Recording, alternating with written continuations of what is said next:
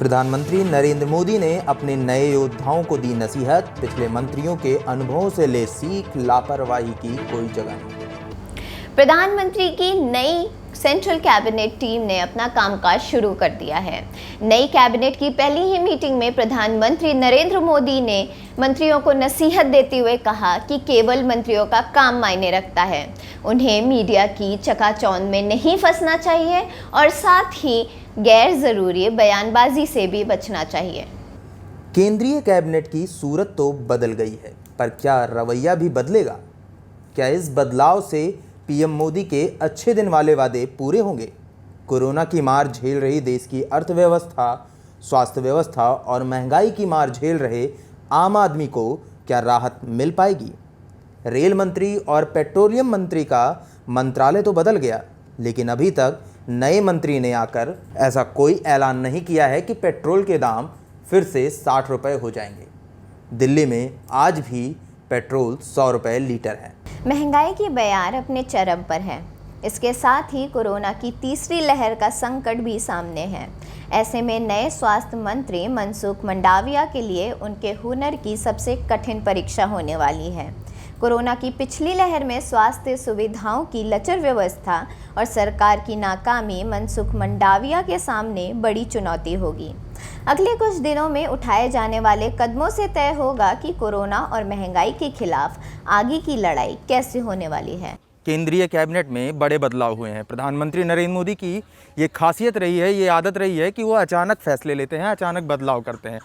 इस बदलाव का भी किसी को अभी तक अंदाज़ा नहीं था और अचानक से जब नए युवा चेहरे कैबिनेट में शामिल किए गए तो पुराने चेहरों का सफाया हुआ है और उसमें सबसे ज़्यादा नाम 3 मंत्रियों का है। सबसे पहला नाम डॉक्टर हर्षवर्धन, जो हमारे हेल्थ मिनिस्टर थे, उनका है, और दूसरा नाम है रविशंकर प्रसाद, जो आईटी और कानून मिनिस्टर थे, और तीसरा नाम है प्रकाश जावड़ेकर का, जो सूचना प्रसारण मंत्रालय से थे।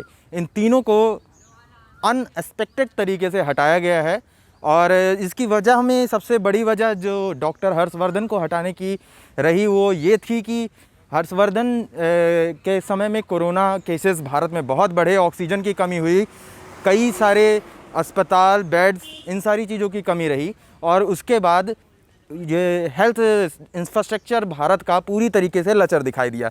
तो इस वजह से ये एक वजह हो सकती है डॉक्टर हर्षवर्धन को पद से इस्तीफ़ा मांगने की। और दूसरी जो रविशंकर प्रसाद हैं, रविशंकर प्रसाद आईटी मिनिस्टर हैं और आईटी मिनिस्टर के साथ इस बीच ट्विटर का कुछ पंगा था। इस बीच ट्विटर के लिए उन्होंने एकदम प्रखर होकर आवाज़ उठानी शुरू कर दी थी और ट्विटर को बैन करने तक की बात हो रही थी। और मोदी को जहाँ तक ये लग रहा था कि ट्विटर भारत से नहीं जाना चाहिए, ट्विटर एक बड़ी कंपनी है, अमेरिकन बड़ी कंपनी है, तो इस वजह से ट्विटर को संरक्षण मिलना चाहिए और ट्विटर पे पीएमओ लगातार ट्वीट करता जा रहा था।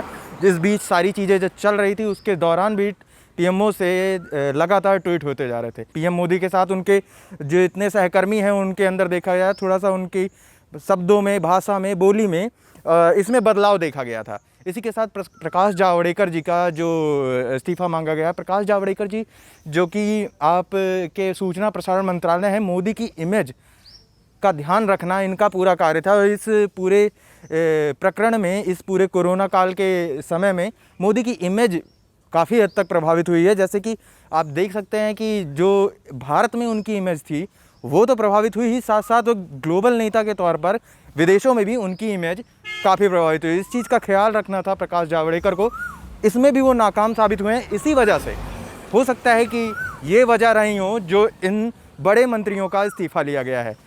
हम सब देख रहे हैं मंत्रिमंडल में बड़े फेरबदल हुए हैं। चौंकाने वाले फैसले लेना तो प्रधानमंत्री नरेंद्र मोदी की आदत है। वैसे ही इस फेरबदल का भी अंदाज़ा किसी को नहीं था। नई कैबिनेट के नए चेहरों के साथ साथ चरित्र भी बदले, भारत यही उम्मीद करता है।